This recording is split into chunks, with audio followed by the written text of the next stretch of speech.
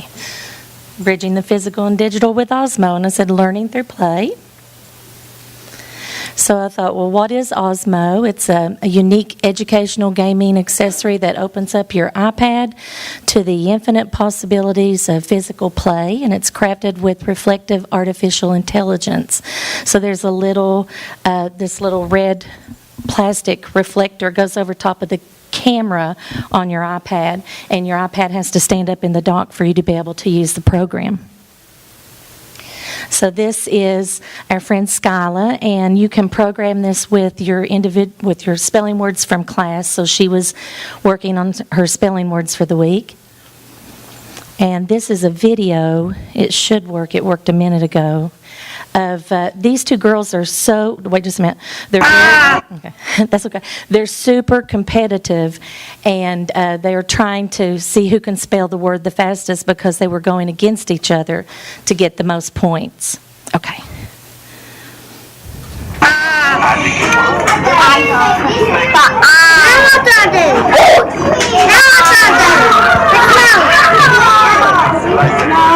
Wait till it lets you pick a new person.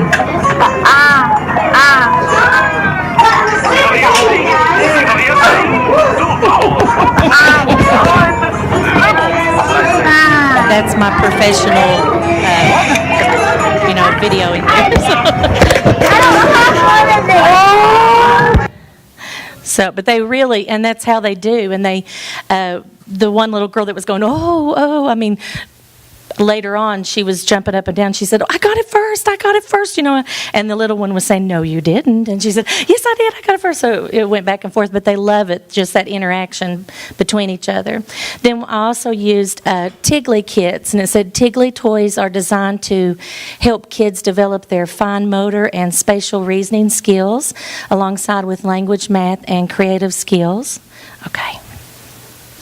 And then here we have some friends using, this one was Tiggly words, and they were working together to make the correct word. And there are these little characters on the program of, they're in a doctor's office and the patients are sick. And so this one had a broken arm, and in order to help the patient with the broken arm, they had to spell the words correctly to get the cast on. So it's really, really good, and they love it. They love doing that. And then this is a video on this one. They're using Tiggly Math, and they one of them, they were trying to, I think, make the number 4, and when they picked the blue set up with the 4 on it and they laid it down, it wasn't working, and so they had to figure out how to make the number 4 using the other ones. 5. What is Z? Yep. Or maybe it was 3. That's 5. It's 5. Oh, no. We got 2 more. 2. And then 1 more. This thing. Is missing 1? Yeah. That works. Maggie tiles. And they just worked really well together. I mean, there wasn't any, it's my turn, or, they worked really well with it, and they love these programs. 5. So my action research question was, how will disguising these introductory problem-solving skills as engaging play through the use of technology change and how kindergartners learn? And my focus was that the grant would help me address the impact that student engagement has on kindergartners as they begin acquiring foundational learning skills in our subject areas. My action plan, we had access to 2 iPad minis along with sets of Osmo and the Tiggly manipulative kits, and we had them set up as stations in my classroom. They were introduced to foundational learning and problem-solving skills. My intentions were to disguise their learning by actively engaging the students with the technology. The iPads and the kits were set up as learning stations for all the students to be able to visit and explore. And they explored and played with the manipulatives like the tangram tiles. They love those. The letter tiles, number tiles, and then with the Tiggly kits, there's a word, numbers, and shapes, or math and shapes. So they offered even more hands-on learning. And I also collaborated with our district technology integration specialists to introduce coding to my kindergartners this year. And I was able to purchase an Osmo coding kit also with my grant. So, next one, please. So here they are using, that's Dakota and Gavin, and they're using the Tiggly shapes, and they were working so well together. My evaluation, I administered a pre and a post assessment on basic knowledge, number sense, computation, letter sound knowledge, and then I gave them opportunities to practice those problem solving by exploring. I administered a post-test to see how the students' concepts and basic skills have increased.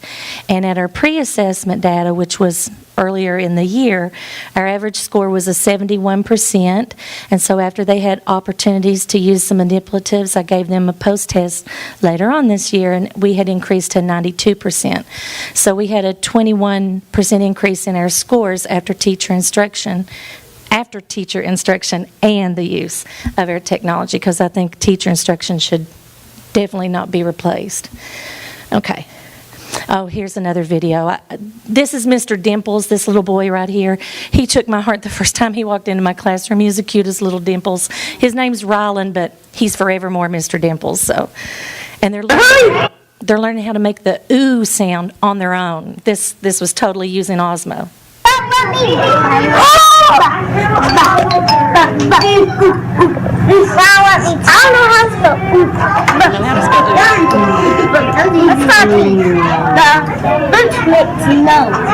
It would be a vowel. It needs a vowel. Of course, I stepped in and tried to tell Okay, him so what are the vowels?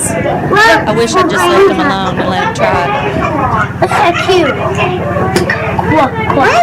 Is Q a vowel? No! What are the vowels?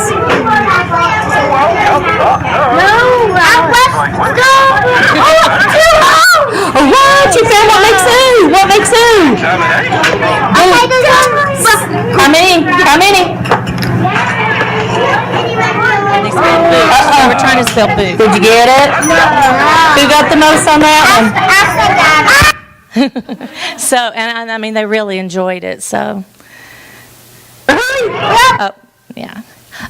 Pros of using Osmo, it sparked student interest. It was great for students who needed extra practice, an excellent enrichment tool.